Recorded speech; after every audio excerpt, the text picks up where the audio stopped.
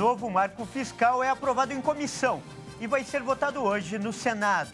E você vai ver também. Nova taxa de juros será anunciada hoje. Copom deve manter patamar, mas indicar queda para os próximos meses.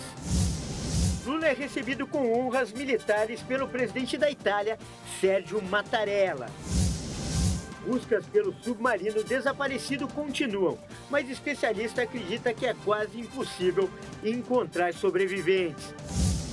Após 3 dias de trégua, confrontos são retomados no Sudão.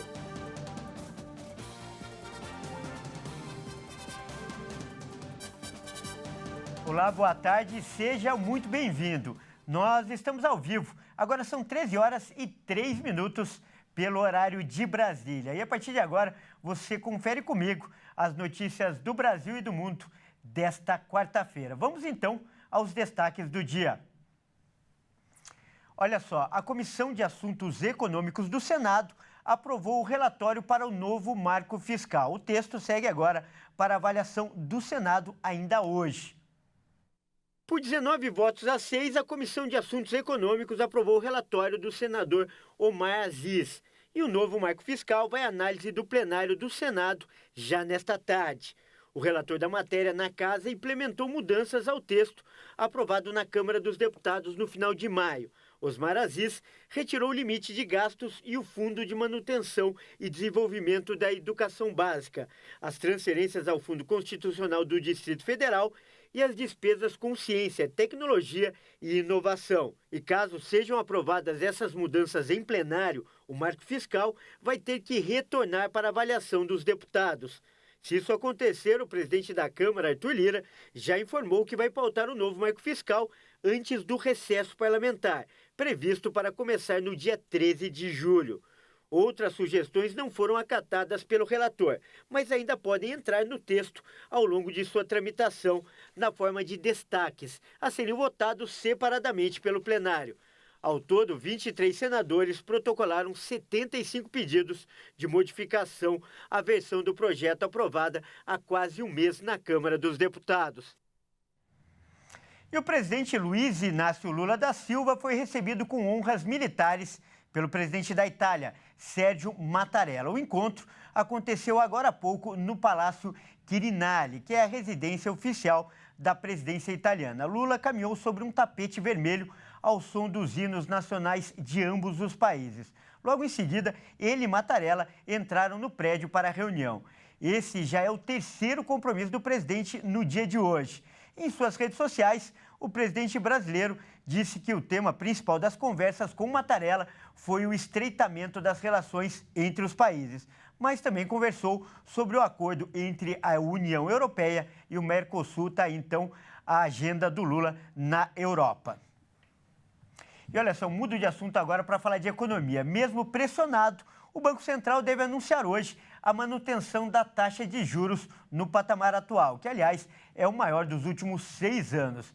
Analistas esperam que a reunião de hoje traga pelo menos uma sinalização para a queda nos juros no segundo semestre. O Comitê de Política Monetária do Banco Central deve ignorar novamente as investidas do governo e do setor produtivo e optar pela 7ª manutenção da taxa básica de juros em 13,75% ao ano. Iniciada em março de 2021, a alta da taxa Selic teve o objetivo de conter o avanço da inflação. No período, 12 altas seguidas resultaram na elevação dos juros básicos de 2% ao ano para 13,75% ao ano, nível atingido em agosto do ano passado e mantido até então. Os economistas esperam o comunicado pela autoridade monetária, que pode indicar uma leve queda dos juros no próximo encontro do Copom. Caso confirmada, a redução da taxa Selic será a primeira anunciada desde agosto de 2020, quando a taxa passou de 2,25% ao ano para 2% ao ano. Após a primeira baixa, o mercado financeiro prevê novos recuos da taxa Selic nos meses de setembro, novembro e dezembro, movimento que, se confirmado, pode levar os juros para 12,25% ao ano. A manutenção dos juros no maior nível dos últimos 6 anos é alvo de críticas de toda a equipe econômica do governo federal e de membros do setor produtivo. As novas perspectivas de queda levam a inflação, que subiu em ritmo menor nos últimos 3 meses, e o avanço do Congresso Nacional da tramitação das novas regras fiscais apresentadas pelo governo. E ainda falando de economia, as exportações brasileiras devem crescer mais de 5% este ano. A previsão de alta acontece mesmo com a desaceleração do comércio mundial. Na contramão da queda de ritmo do comércio mundial, o volume de exportações brasileiras deve crescer 5,4% em 2023. De acordo com o relatório do Indicador de Comércio Exterior da Fundação Getúlio Vargas, o resultado vem após já ter aumentado 4,4% em 2022. A Organização Mundial do Comércio prevê uma redução no ritmo de crescimento do volume do comércio mundial de mercadorias, de uma alta de 2,7% em 2022 para 1,7% em 2023. E para a América do Sul, o avanço sairia de 1,9% para 0,3% no mesmo período. O levantamento da FGV informa que o Brasil é a maior economia da região e o maior exportador. Entre os 30 principais exportadores mundiais de 2022, o Brasil é o único país sul-americano, participação de 1,3% nas exportações mundiais. De janeiro a maio de 2023, o volume exportado pelo Brasil avançou 9,3% em relação ao mesmo período do ano anterior. De janeiro a maio de 2022, essa alta foi de 0,6% em relação ao mesmo período do ano anterior. O saldo da balança comercial brasileira atingiu o recorde de 11 bilhões e 300 milhões de dólares em maio. No acumulado do ano, de janeiro a maio, o saldo ficou em quase 35 bilhões de dólares. Vamos falar de saúde agora. O Senado aprovou o projeto que recria o programa Mais Médicos. E um dos temas mais polêmicos foi a necessidade de revalidação dos diplomas para médicos formados fora do Brasil. A proposta aprovada pelo Senado permite a prorrogação de contratos e cria indenizações de incentivo ao exercício da atividade em áreas de difícil fixação. O texto também garante a formação de especialistas em medicina de família e comunidade. O objetivo da medida é diminuir a carência de profissionais de atenção primária em regiões prioritárias para o Sistema Único de Saúde. Segundo o governo, na época de criação do programa, mais de 4 mil municípios foram contemplados na atenção primária à saúde, com mais de 18 mil médicos. Este ano, o número está em 8.600 médicos. E nos distritos sanitários indígenas, a cobertura, que era de 100%, foi reduzida a 58%. Um dos temas mais polêmicos durante toda a tramitação foi a necessidade de revalidação dos diplomas para médicos brasileiros ou estrangeiros formados fora do Brasil. E ficou definido no texto que médicos sem revalidação vão poder permanecer atuando por 4 anos, não mais por 8 anos, como no texto original. Olha, e ainda sobre esse assunto e para os médicos interessados, foram abertas hoje as inscrições para a segunda edição do Revalida 2023, com mudanças no edital. O exame prático acontece nos dias 25 e 26 de junho. E olha só, em 2022, o Brasil recebeu mais de 50 mil pedidos de refúgio, segundo dados do Observatório das Migrações Internacionais. E esse número representa um aumento de 73% na comparação com o ano anterior. Em 2021, haviam sido feitos pouco mais de 29 mil pedidos de refúgio. Os dados constam do relatório Refúgio em Números. As solicitações foram feitas por pessoas de 139 países, em sua maioria venezuelanos, cubanos e angolanos. Essas 3 nacionalidades representam 85% do total. No ano passado, o Comitê Nacional para os Refugiados, CONARE, ligado ao Ministério da Justiça e Segurança Pública, analisou 41.297 pedidos de solicitantes de 141 países. Conforme os dados, 57,8% desses pedidos foram apresentados em estados da região norte, com maior volume em Roraima, no Amazonas e no Acre. Dos pedidos analisados, 5.795 pessoas tiveram a condição de refugiadas reconhecida no Brasil, sendo a maioria venezuelanas e cubanas. Os homens representam 56% e as mulheres 44%. A maioria alegou grave violação de direitos humanos ao pedir o refúgio ao governo brasileiro. No fim de 2022, o país tinha 65.840 pessoas refugiadas reconhecidas. O relatório também destaca o aumento do número de mulheres e crianças refugiadas no Brasil, um crescimento gradual registrado desde 2018. De São Paulo, Leonardo Félix. E veja a seguir, buscas por submarino desaparecido continuam, mas especialista diz que é quase impossível encontrar sobreviventes. E você vai ver também, após 3 dias de trégua, confrontos são retomados no Sudão. Nós voltamos já.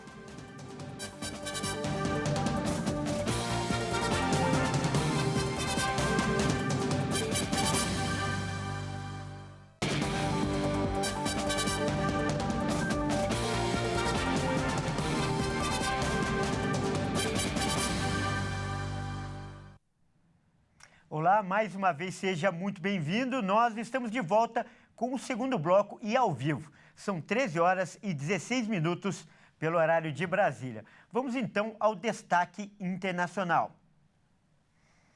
Olha só, ruídos foram detectados na água em meio às buscas pelo submarino desaparecido desde domingo. Um sonar adicional passou a ser utilizado e os socorristas calculam que os tripulantes têm oxigênio para no máximo 2 dias.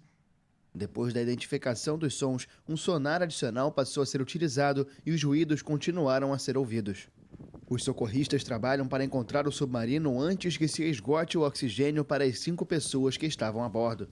A comunicação com a embarcação Titã se perdeu no domingo, quase 2 horas depois de submergir rumo aos destroços do Titanic, localizados a quase 4.000 metros de profundidade.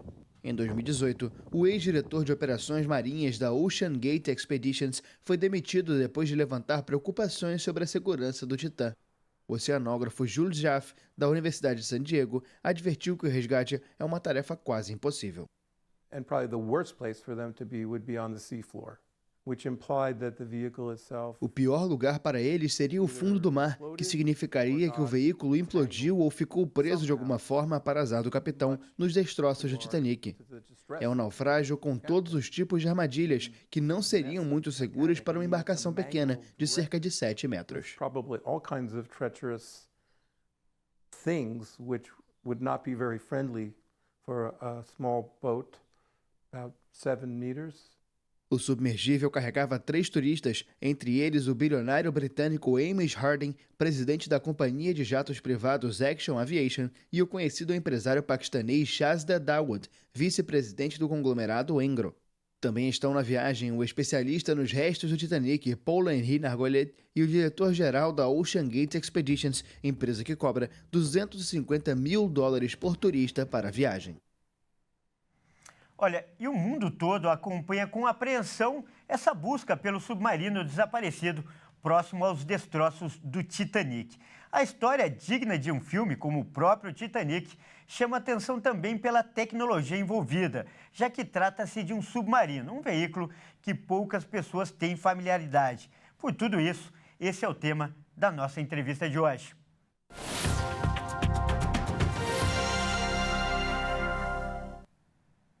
Olha só, e para falar sobre esse assunto, nós vamos conversar agora com o professor Miguel Carbarral, que é doutor em Engenharia Naval da Universidade Federal do Rio de Janeiro. Boa tarde, professor, seja muito bem-vindo.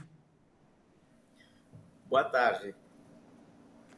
Então, professor, primeiro, muito tem se comentado do preço da viagem, que custa aí quase R$1 milhão, e da segurança desse submarino. O que o senhor sabe sobre essa embarcação? O que o senhor pode falar para a gente, principalmente em relação à segurança? Bom, devido a ser um submarino, ele tem que ter reforço sempre sobre altos riscos. Então, o preço da passagem condiz com as necessidades para verificar todos os sensores, equipamentos que precisa para uma viagem bem mais, digamos assim, de alguma forma mais segura. Não com tudo isso, o mar é bem imprevisto, né? Então pode aparecer alguma correnteza, pode apresentar algum desperfeito eletrônico em algum equipamento. Estamos falando de uma pressão muito elevada para essa profundidade onde se encontra atualmente o Titanic, e o submersível Titan, né, deve estar nessas proximidades, então deve ser bastante cuidadoso na preparação dos equipamentos. Correto. Então, é uma embarcação segura? Entre tantas hipóteses que estão sendo levantadas, qual o senhor acha que é a mais provável? O que aconteceu na sua avaliação, lógico, olhando de longe? Bom, várias hipóteses se podem levantar, mas acredito que como é um sistema, um submarino que apresenta bastante equipamento eletrônico, alguns dos eletrônicos pode ser que esteja apresentando algum defeito ou uma má manipulação, então pode ser por aí um dos motivos pelos quais eles ficaram sem possibilidades de voltar, né? Correto. E muita gente acha, né, que eles estão no fundo do mar. O senhor levantou outra hipótese interessante, que eles podem estar boiando no mar, né? Essa é uma possibilidade. Sim, também é uma possibilidade que eles estejam já em superfície, né, no mar, e correntezas, forças do vento podem levar esta embarcação para longe do local, né? Então também você tem que fazer uma procura não apenas no fundo, sino na superfície, né? Talvez também pode ser que o submarino esteja a média altura da lâmina da água e correntezas podem ter arrastado este equipamento sem uma propulsão adequada ou com falta de energia elétrica. Ela pode ter sido arrastada para outro local fora da região onde se encontra o Titanic. E para finalizar, muito rápido, o senhor acredita, a gente ouviu agora um especialista dizendo que é muito difícil encontrar sobreviventes. Qual é a sua avaliação? O senhor acredita que eles podem ser encontrados com vida? Acredito que sim, mas assim, como colocou o colega, ele acredita que ele afundou. Afundando, realmente pode acontecer que o material, mesmo sendo de titânio, né, a superfície da estrutura do submarino, ele pode incluir, mas isso é quando ele aumenta a lâmina de água. Então, se ele foi para locais mais profundos, pode ter acontecido a implosão da estrutura, mas acredito que não tenha acontecido isso, né? Porque na região onde está o Titanic tem uma altura definida. Tá certo, então, nós acabamos de conversar com o professor Miguel Carbarral, que é doutor em engenharia naval. Muito obrigado pela sua participação. Obrigado a vocês. Boa tarde. Boa tarde. E eu continuo falando de notícias internacionais. Os confrontos recomeçaram no Sudão após uma trégua de 3 dias. O país é um dos mais pobres do mundo e enfrenta um conflito entre o exército e grupos paramilitares. Enquanto isso, o exército e os paramilitares em guerra pelo poder retomaram os combates na manhã desta quarta-feira, logo após o término de um cessar-fogo de 72 horas, amplamente respeitado em Khartoum. Os moradores da capital acordaram com o barulho dos combates. O exército, sob o comando do general Abdel Fattah al-Burhani, e os paramilitares das forças de apoio rápido do general Mohamed Hamdani Daglo haviam prometido parar os ataques para permitir a passagem de ajuda humanitária no país do leste africano, um dos mais pobres do mundo. Na noite de terça-feira, último dia do cessar-fogo, ocorreu um grande incêndio no quartel-geral da inteligência de Khartoum. As tréguas anteriores foram violadas imediatamente após sua entrada em vigor.